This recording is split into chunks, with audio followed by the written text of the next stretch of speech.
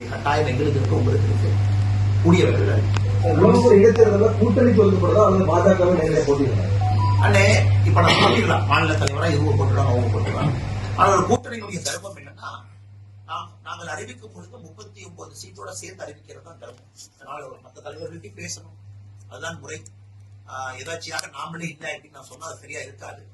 அதனால் எல்லா சீட்டுக்கும் 39 சீட்டுக்கு அதே மரியாதை தான் விலவன் கூட சீட்டு கொடுக்குறோம். ஆனால் அறிவிக்கும் பொழுது மொத்தமாக 19ஆம் தேதி கோயம்புத்தூர் மீட்டிங்ல கூட்டணி கட்சி தலைவர்கள் சேலம் சொல்றேன், சேலம் 19 சேலம். ஆனா 18 கோயம்புத்தூர் இருக்கு, 19 சேலம் இருக்கு. இல்லையா அது பின்னாடி வர்றாங்க, வராம இருக்க போறது இல்லை. அதனால் சரியான நேரத்துல எல்லா கூட்டணி கட்சி தலைவர்களையும் வேலைக்கு கொண்டு வரும். கடந்த மீட்டிங்ல ஓபிஎஸும்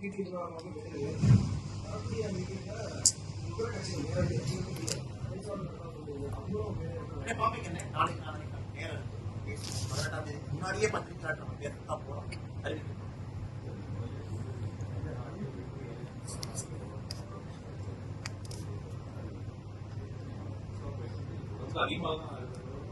எங்களுக்கும் ஒரு பெரிய வருத்தம் தானா.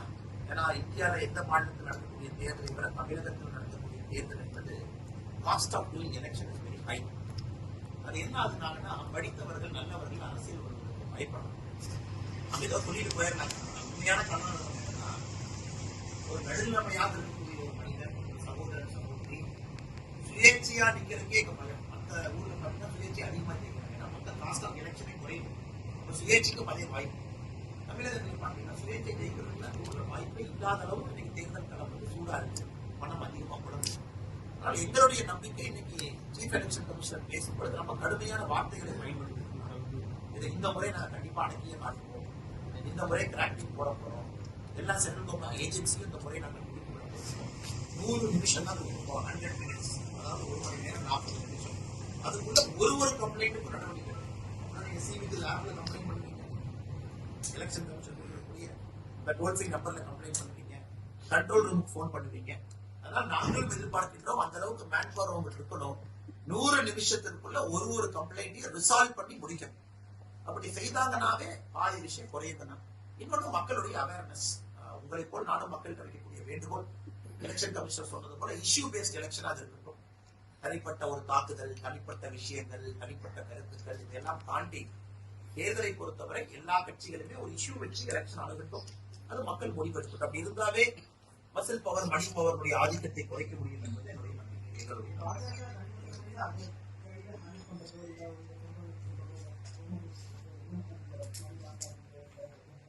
இந்த நேரத்துல வந்து நாம் சொல்வது ஒன்றுதான். காரணம், ஒரு தேர்தலுமே ஜனநாயகத்திற்கு வைக்கக்கூடிய பரீட்சை தான். ஏதோ ஒரு வேட்பாளருக்கு மட்டும் வைக்கக்கூடிய பரீட்சை அல்ல, ஜனநாயகத்துக்கு மொத்தமாக வைக்கக்கூடிய பரீட்சை. அதுவும் உங்களுக்கு தெரியும், குறிப்பா அட்வான்டேஜ் கூட 18 நாள் தான் தமிழ்நாட்டில் எலெக்ஷன் நடக்குது. அது பெரிய அட்வான்டேஜ். காரணம், ஸ்ட்ராங்ல இருக்கீங்க. இப்ப 40 நாள் 50 நாள் தேர்தல் தரம் போதுன்னா சின்ன கட்சிக்கு தாக்குப்பிடிக்க முடியாது. ஏன்னா ஒரு நாளைக்கு உங்களுக்கு தெரியும் தேர்தலுக்கு ஆகக்கூடிய செலவு தமிழகத்தில் எப்படி இருக்கு.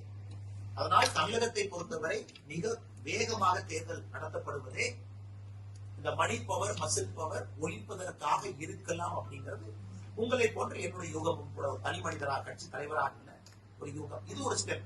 18 days தான் இருக்கு. 18 days தான் எல்லாரும் ஆக்டிவா இருக்கணும். டேஸ் ஸ்ப்ரெண்டாக பாத்தீங்கன்னா பெரிய கட்சிகளுக்கு ஒரு அட்வான்டேஜா இருக்கலாம்.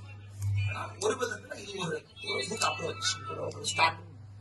அதே நேரத்துல மிக முக்கியமானது, மக்கள் ரொம்ப அவேர்னஸா அவங்க கம்ப்ளைண்ட் ரைஸ் பண்ணணும். பட்டி எல்லாம் வந்து பாத்தீங்கன்னா நம்ம கம்ப்ளைண்ட்டும் பண்ணியிருக்கோம். ஆனால் போன முறை ஈரோடு பை எலெக்ஷனை பொறுத்தவரை இன்னும் வேகமாக தேர்தல் ஆணையம் நடவடிக்கை எடுத்திருக்க வேண்டும் என்பது எங்களுடைய கோரிக்கை. போன முறையில் கூட அதை எங்களுடைய தலைவர்களே தேர்தல் ஆணையத்தை சொல்லியிருக்காங்க, இன்னும் வேகமா நடவடிக்கை எடுத்திருக்கணும்.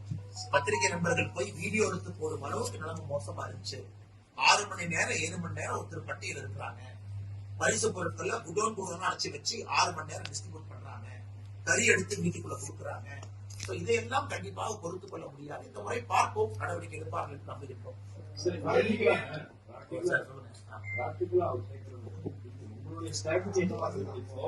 சமீபத்துல கரூர்ல 2 மேஜர் பார்ட்டிஸும் பரிசு பொருட்கள் கொடுத்திருக்காங்க. அதை பத்திரிகை டிஸ்பிளே போட்டோஸ் மீடியா. சோ அந்த மாதிரி உங்க பார்ட்டி வந்துட்டு லோக்கல் இருந்துட்டு தெரியாம இருக்க முடியாது. எல்லாம் கொடுக்க போறாங்க, நாட்டுல எல்லாம் ரீட் வச்சிருக்காங்க, கொடுக்குறாங்க. அப்படின்னு. சோ அதை ப்ரிவென்ட் பண்ற நடவடிக்கை, கம்ப்ளைண்ட் பண்ற நடவடிக்கை, போய் அதிரடியா சீஸ் பண்ற நடவடிக்கை, what will be your strategy? ஏன்னா ப்ரிவென்ட் பண்ணா ஜனங்களுக்கு கோவம் வரணும்னு சில கட்சிகள் நீங்க பாப்பீங்க. எங்களுடைய ஸ்ட்ராட்டஜி என்று சொல்வதை விட மக்களுடைய ஸ்ட்ராட்டஜி என்ன? ஏன்னா மக்கள் ஜனநாயகத்தில் அவர்கள் முடிவெடுக்க வேண்டும். ஒரு தனிப்பட்ட விஷயத்துல நான் இதை எதிர்த்து குரல் கொடுக்க போவதில்லை என்பது மக்கள் முடிவு செய்யும். நம்பர் 1. மக்களுடைய ஒரு பங்களிப்பாக அரசியல் கட்சி இருக்கு. நம்ம கட்சியில் அதே மக்கள் தான் கட்சிக்குள்ள இருக்கிறோம்.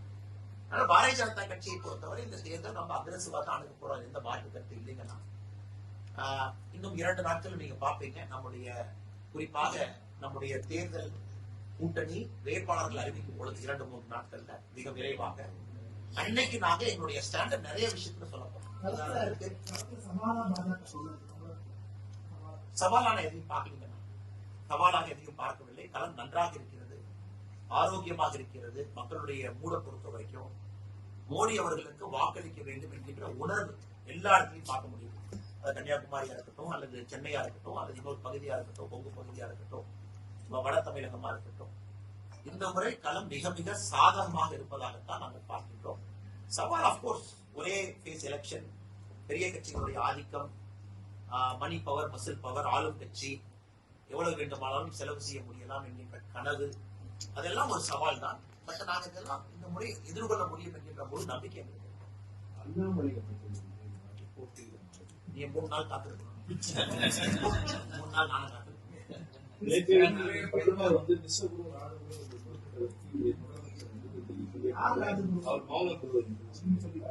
நான் அதுக்கு பதில் சொல்லியிருக்கேன் முதலமைச்சருக்கு.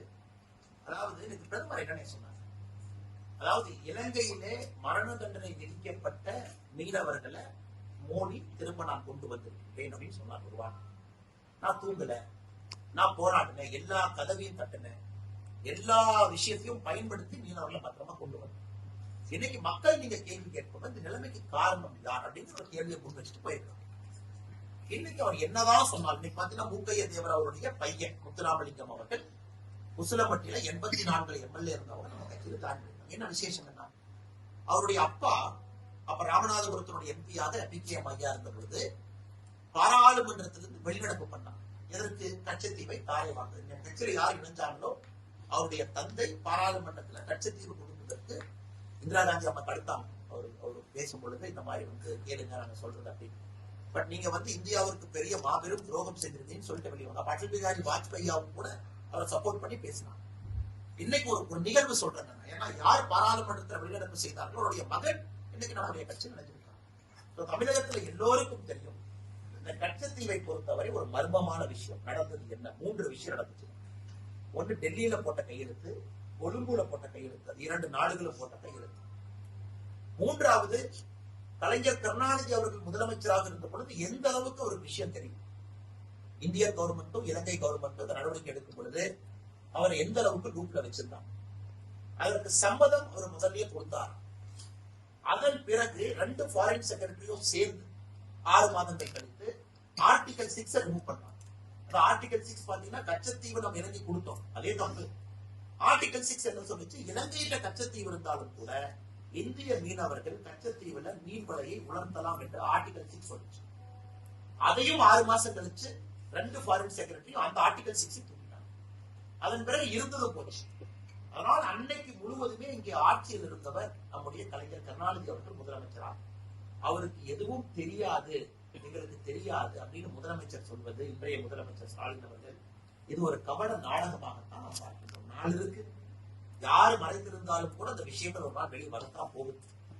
2வது, இல்ல நாங்களும் அதை கண்டிச்சோம், நீங்க கண்டிச்சது இருக்கட்டும், உள்ள என்ன பேசுனீங்க அப்படிங்கறதா நம்முடைய கேள்வி. இதை தமிழக மக்களுக்கு அவர்களுக்கு தெரிய வேண்டும், உண்மை புரிய வேண்டும். என்ன காரணத்துக்கு கொடுத்தாங்க, இந்த ஆட்சி டிஸ்மிஸ் ஆகக்கூடாது அப்படிங்கறதுக்காக இந்திரா காந்தி அம்மையாருக்கு திமுக சரணடைந்ததா கேள்வி ஒன்று தெரியாது, பொறுத்திருந்து பார்ப்போம். 2வது, எந்த அளவுக்கு திமுக அரசு கச்சத்தீவு கொடுப்பதற்கு முன்பே அந்த டெசிஷன்ல உள்ள இருந்தாங்க, எல்லாம் பொறுத்திருந்து பார்க்க வேண்டும். உண்மை வரும் என்று நானும் உங்களை கொண்டாங்க. இந்த 10 ஆண்டுகள்ல மீட்கிறதுக்கு என்ன நடவடிக்கை எடுத்தீங்க? 10 ஆண்டுல யாராச்சும் மரண தண்டனை இறந்தாங்களா? துப்பாக்கி சூடு நடந்துட்டாங்களா? யாராச்சும் ஹைசில இலங்கை நேவி சுட்டு கொண்டாங்களா? 2004 to 14 டேட்டா பாருங்க. 2014 24 டேட்டா பாருங்கன்னா நான் ஒரு கூப்பிடுறேன், ஒரு பத்திரிகை அறிக்கையாக ரிலீஸ் பண்றேன். மேபி நீ கேட்டதுக்காக இரவு நாளை காலையில் ரிலீஸ் பண்றோம். அவர்கள் ஆட்சியில் இருந்த பொழுது ஒரு தமிழ் மீனவர் நம்முடைய சொந்தம் சராசரியா இலங்கை சிறையில் எத்தனை நாள் இருந்தார்? நம்முடைய ஆட்சியில கைது செய்யப்பட்ட ஒரு தமிழ் சொந்த மீனவர் சராசரியா எத்தனை நாள் இருக்கார்? ரெண்டு கம்பேர் பண்ணுங்க. நடத்தப்பட்ட துப்பாக்கி சூடுகள் அப்ப எவ்வளவு, இப்ப நடத்தப்பட்ட துப்பாக்கி சூடுகள் எவ்வளவு, கன்விக்ஷன் ரேட் எவ்வளவு, இப்ப கன்விக்ஷன் ரேட் எவ்வளவு? இந்த டேட்டா கொடுத்தாவே ஐ திங்க் அண்ணனுடைய கேள்விக்கு பதிலா இருக்கும். நம்ம டேட்டா கொடுக்குறோம், டேட்டா. அதை பார்த்தா முதலமைச்சருக்கே தெரியும் அவருக்கு பொய் சொல்லி இருக்கின்றார். ஆனா நம்ம டேட்டா வச்சு பேசுவோம். நாளைக்கு வரைக்கும் பொருந்தா டேட்டா மீட்பதற்குத்தான் நாம் எடுத்திருக்கக்கூடிய நடவடிக்கை நீங்க தொடர்ந்து பாக்குறீங்க. ஜெயிலில் இருக்கக்கூடிய நாளே குறைஞ்சிருக்கு. முதல்ல மாதிரி 200 நாள், 210 நாள், 150 நாள் அப்படி இல்லைங்க. இப்போ ஒருத்தவங்க போறாங்கன்னா உடனடியே எம்எஸ்சி ஆக்டிவ் ஆகுது. ஜஃப்னா கோர்ட்டுக்கு போறாங்க, 21 நாள், சில இடத்துல 28 நாள், அதுக்குள்ள மேக்சிமம் திரும்ப வந்துடுறாங்க.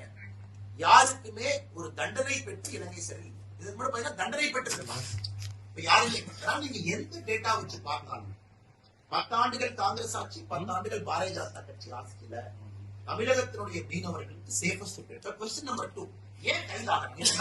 முதல் கேள்வி, 2 ஆட்சியிலும் யார் சரியாக அவர்களை பாதுகாத்திருக்கின்றார்கள்? நான் கிளியரா சொல்றேன், பாரதிய ஜனதா கட்சியினுடைய 10 ஆண்டு கால ஆட்சி. ஏன் கைதாகிறார்? ஏன்னா 12 கிலோமீட்டர் கடல் எல்லையை சுருக்கிட்டார். 1973 ஆரம்பிச்சு 12 கிலோமீட்டர் கடல் எல்லையை சுருக்கி, குறிப்பாக கச்சத்தீவில் இருந்து 1.2 கிலோமீட்டர் வெஸ்ட்ல ஒரு லைனை டிரா பண்ணிட்டு கச்சத்தீவு இலங்கைக்கு சொந்தம் அப்படின்னு கொடுத்தாச்சு. கடல் எல்லையை சுருக்கிட்டார். ஒரிஜினல் அக்ரிமெண்ட்ல கூட மீன் வளைய போய் உணர்த்தலான்னு இருந்துச்சு, அதையும் தூக்குனாங்க. ஆர்டிகல் 6. அப்ப மீனவர்கள் அவங்க தாத்தா, அவங்க அப்பா எல்லாருமே போன அதே கச்சத்தீவுக்கு இதே மீனவரும் போறாங்க. இன்டர்நேஷனல் பார்டரை சுருக்கிட்டு காலங்காலமாக மீன்பிடி தொழில் செய்த மீனவர்களை இன்னைக்கு சுருக்க பார்க்கிறாங்க. அதனால இது 2வது பெரிய கேள்வி. ஏன் தாய் வார்த்தார்கள்? அது சரியா வார்த்தாங்க? அந்த கேள்விக்கான பதிலும் வரும் என்று நான் நம்புகிறேன். நன்றி அண்ணா.